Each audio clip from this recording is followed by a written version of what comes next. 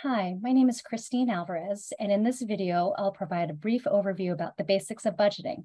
This video is intended to provide a starting point for those who are new to budgeting or are starting a budget from scratch for the first time, or are just in the early stages of their own financial management journey. This segment is the first part of a three-part series. A lot of times, we as leaders of programs or leaders in our community, we get asked to provide our budget, either by funders or as part of a grant application or other stakeholder, who wants to learn more about our programs and services. And for some of us, we've just not really had formally learned how to create a budget, or we're new to the process and are unsure about what questions to even ask or where to start or where to go for additional resources and guidance. That's one of the reasons we created the series, and one of the reasons that we begin this first segment by focusing first on the basics of the 5 W's for starting the budgeting process. In this segment, we'll briefly cover the core questions of what is a budget really in practical terms? Why is it valuable to create a budget? And how can I begin the process of creating a budget from scratch? We'll end this segment by teeing up the how, the beginning steps for creating a budget from scratch. And in our next segment, we'll move to creating your budget and a budget template. At the most fundamental level, what is a budget? We're cutting through a lot of the jargon that's out there on this subject. We view the budget at its most fundamental level as a roadmap and a guide. It's a financial plan for a future time period. And here, the key word is plan. The budget is a forward-looking document about what you expect and plan for the future. And so when funders and other stakeholders ask you for a budget, they're really asking for you to share your plan in dollars for how you're going to carry out your mission. The budget's an expression in dollars that shows how much money you plan to come in as revenue and what money you expect to use up to pay for costs. And it gives you a gauge of whether you can expect to finish the year with a surplus or some leftover savings, or whether you will run a deficit, meaning that you'll have more costs than you have money coming in. The budget's about what you plan and what you expect. And so it contains projections or projected numbers only, how much money you think you'll receive and spend. And that's different from showing how did you actually perform financially. So when funders ask, how did you actually perform or do last year or in the last quarter of the year, you would provide them a report that shows actuals to date, which is a very different statement from your budget. And lastly, I find that the budget is also a kind of helpful repository that holds in one place all of the great thinking and thought process behind the numbers, especially if you designate space in your budget document to hold notes. No one's ever really expected to walk around with all of those assumptions in their heads about how they arrive to the numbers. And the budget can actually allow physical space to capture your assumptions, which may sound like a small thing, but really is valuable because you have a place to come back to over and over again, either to refine, iterate, and improve. There are a number of types of budgets. For example, each program may have its budget, departments may have their own departmental budget, and then the organization as a whole has an organization level budget. For our purposes, we focus on the organization level budget that you create on an annual basis for your upcoming fiscal year. And so in terms of the why create a budget anyway? People get surprised when I compare the budgeting process to reflection and journaling, but it is similar in a few important ways. The budget process involves writing down all of the things that make up your organization and then putting a number and a dollar value to those things. This process gives you an unusual and a rare opportunity to really look at all of the aspects of your operations, your programs, your organization as a whole, to process and reflect holistically on how you carry out your mission. So this is a unique moment to take stock of the impact, both financial and non-financial, on everything you do, of who you employ, of everything you have in terms of resources. In addition to providing space to process and reflect on how you do your mission work, the budget also creates a vehicle for goal setting to become more concrete and more manageable. The very act of creating a budget not only prompts you to think about the future goals you want to reach for, but it prompts you to begin working out how to make those financial goals possible and manageable.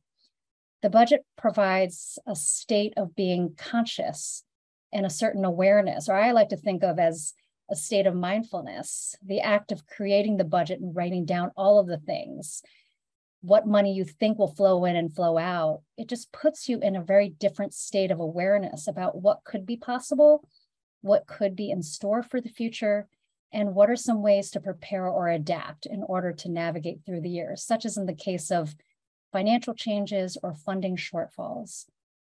Creating a budget provides a learning opportunity.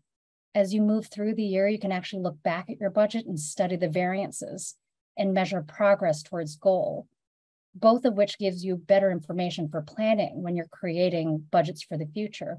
And it helps you make course corrections or adjustments during the year if needed. The budget can be a powerful tool for communicating to others what your resource needs and your goals are. It can just help build confidence and agency in communicating your organization's goals and financial needs with both clarity and without apology. Lastly, having something as wonky sounding as a budget actually paves the way towards equity. Too often, the fullness of what our programs deliver can be undervalued by outsiders because we don't have a way of showing the complete picture of what our programs need and what are the full costs of our work in serving our communities. By not having a budget, we run the risk of absolving others, especially funders, of responsibility to give you what you fully need to carry out your mission.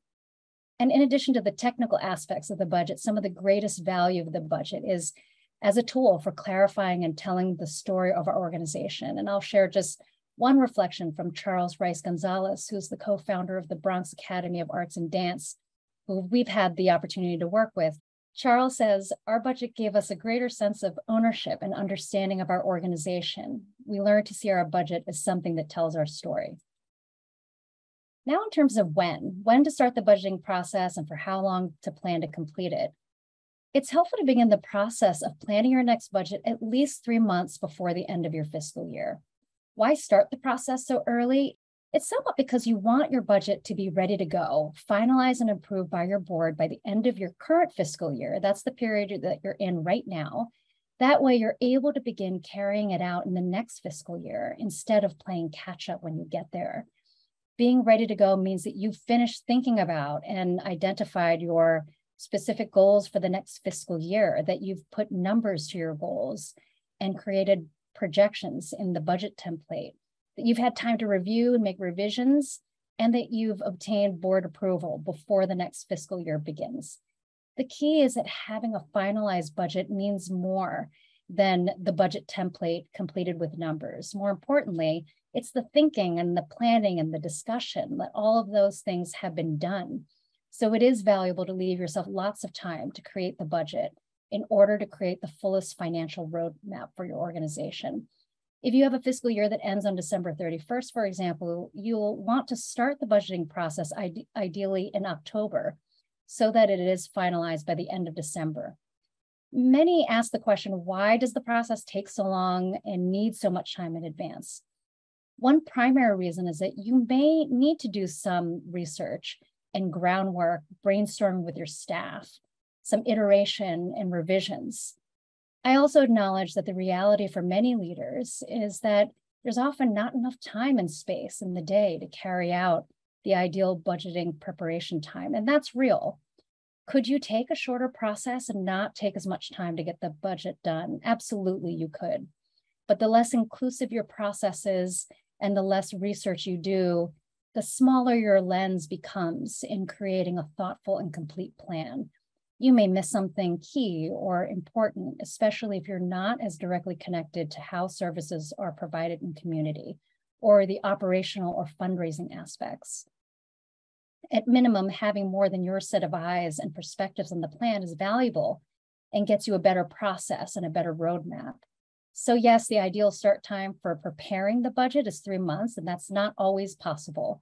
But the overarching message is that having enough time to do the work and thinking puts you in a better position to start the next fiscal year. And also as a quick note, 3 months is a minimum ideal, But the larger your organization is, the longer your process will likely take if you have more moving parts and complexity. And so in that case, you may want to start even earlier. Now, in terms of who to involve in the budgeting process, I'll start by saying that the budgeting process, it is a team effort. The board is responsible for approving the final budget and may often chime in as a thought partner at the beginning of the process to identify goals or to provide strategic program and financial input. But in terms of who actually builds the budget, it's valuable to include the perspective of those close to the work programmatically, as well as those who hold perspective about the operations and the fundraising. Some organizations choose to put together an advisory team that generally includes the executive leadership, such as the executive director, a finance director or CFO, or department heads for larger organizations. It's important to include program and development staff as well as finance committee members. In our work with small organizations, the executive director tends to hold the budgeting process primarily, which can create some capacity issues, but can really be effective when good information is collected from team members. For larger organizations, the department heads will typically create the budget for their own department or business unit, and then the finance team will put it all together to roll up to an organization level budget. Regardless of your organization's size or life cycle stage, or whether you are a multi-person entity or single person program, it is valuable to include different people and perspectives in the process so that you have many experiences represented of staff at various levels, not only to build buy-in and encourage dialogue, but so that you get better information and a fuller roadmap. Moving from the who to where and how, once you've identified who will be involved in the budget process, it's helpful to set up a system of accountability for budgeting goals. Some organizations give everyone involved in the process a copy of the master budget template and assign them something to work on or fill out in the template, which leads to the question of where should my budget live? Starting the budget process actually doesn't begin with numbers at all, which I'll talk a little bit more deeply in a moment. But it is helpful to begin thinking about where will my budget information actually sit and live? While there are budgeting software options that exist out there, you want to think about finding a tool that will work for you and your team in a way that will not overcomplicate how you and your team work and how you exchange information and feedback on the financial information. And this is true whether you're a one-person organization or a larger multi-departmental organization. Some examples of tools that are out there at either low cost or free include things as simple yet robust as Excel or even Google spreadsheets that actually has some pretty cool features for manipulating. Other options include any kind of document that allows you to write in and edit.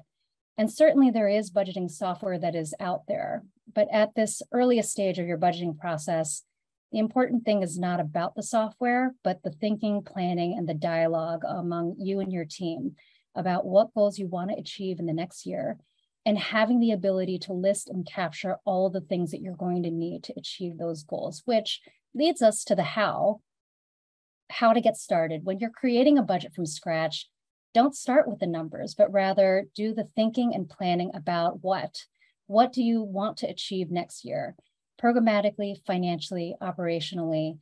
Plan out your programs and your projects first before you even start to think about the money.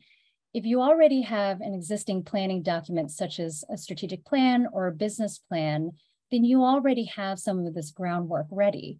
If not to worry, we'll just need to do some of that groundwork before we start thinking about numbers, the revenue and expense line items of the budget.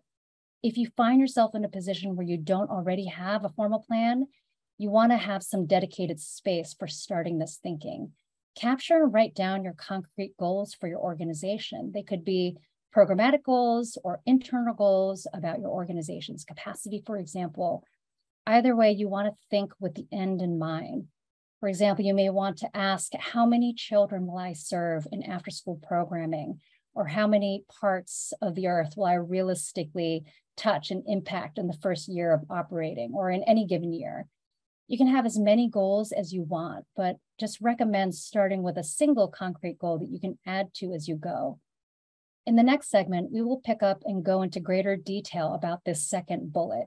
After you've set concrete goals for next year, you can work backwards and start making a list.